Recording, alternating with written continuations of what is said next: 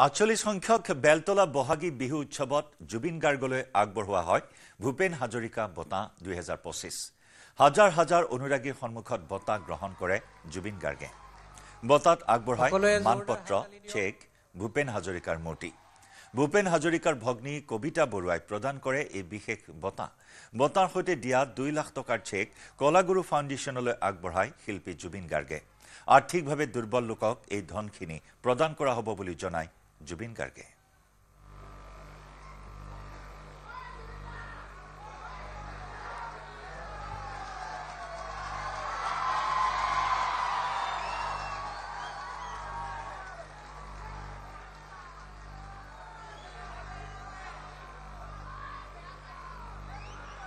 বাইদেউক দিয়া।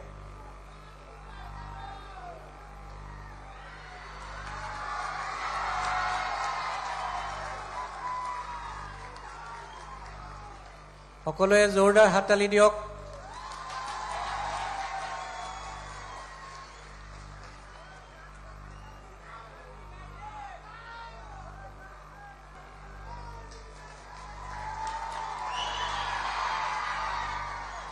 চেলেং পৰিধান কৰাব তেখেতক।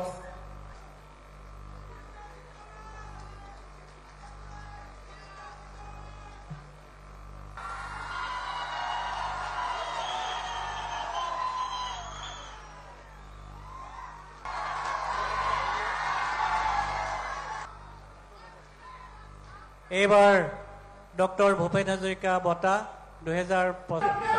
ভাল লাগিলে আহি ভূপেন মামাৰ ভগ্নীয়ে ৰোজ বাইদেউ তেওঁ বঁটাটো দিলে।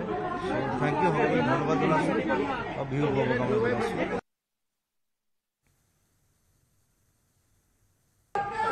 ভাল লাগিলে আহি ভূপেন মামাৰ ভগ্নীয়ে ৰোজ বাইদেউ তেওঁ বঁটাটো দিলে। থেংক ইউ, সকলোকে ধন্যবাদ জনাইছোঁ আৰু বিহু শুভকামনা জনাইছোঁ। এইটো মানে কি, এইটো জন্মৰ পৰা এইটোৱে দেখি আছোঁ, গতিকে ইয়াৰ সমাধান এটা হ'ব লাগে, মই সেইটো ভাবোঁ। আৰু এনেকৈ লাগি থাকি এনেকৈ মানুহ মাৰি থাকিলে, ইটো সেইটোক মাৰিলে, সিটো সেইটোক মাৰিলে, সেইটোতো কোনো চব নহয় ন। সেইটো চব এতিয়া মোদী চৰকাৰ আছে, আমাৰ প্ৰাইম মিনিষ্টাৰ মোদী আছে, তেওঁলোকে কি সিদ্ধান্ত লয়, কেনেকৈ কথা পাতে, কেনেকৈ কি কৰে, তেওঁলোকৰ ওপৰত ডিপেণ্ড কৰিব। আমিতো শান্তি বিচাৰোঁ, সদায় আমি শান্তিয়ে বিচাৰোঁ। চ' ঠিক আছে, এটা পাৰ্ট অলপ পাকিস্তানত আছে, অলপ ইণ্ডিয়াত আছে, সেইটো লৈ সদায় লাগিয়ে আছে।